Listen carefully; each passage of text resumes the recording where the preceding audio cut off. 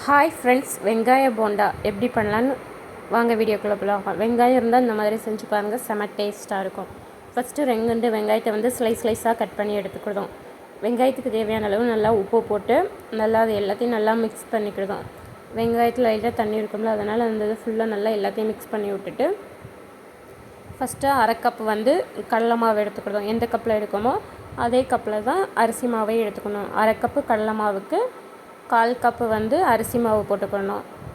அப்புறம் கொஞ்சமாக கருவேப்பிலை, கொஞ்சமாக கொத்தமல்லி ரெண்டையும் போட்டுக்கணும். அப்புறம் உங்கள் காரத்துக்கு தேவையான அளவு காரம் போட்டுக்கோங்க. நான் 1 ஸ்பூன் வந்து மிளகாத்தூள் போட்டுக்கிடுவேன். பச்சை மிளகாய் 1 போட்டுக்கோங்க. பெருங்காயத்தூள் ஒரு 1/2 ஸ்பூன் போட்டுட்டு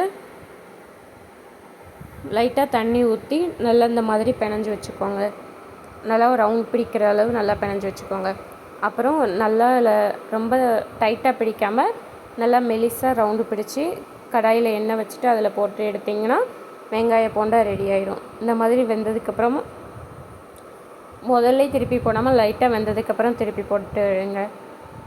இந்த மாதிரி திருப்பி போட்டிங்கன்னா நல்லா வெந்துடும். நல்லா வெந்ததுக்கப்புறம் எடுத்திங்கன்னா வெங்காய போண்டா ரெடி ஆகிடும். இதே மாதிரி இந்த சேனலில் வீடியோ பார்க்க சப்ஸ்கிரைப் பண்ணி லைக் பண்ணிவிட்டு பாருங்கள். தேங்க்யூ ஃபார் வாட்சிங் வீடியோ.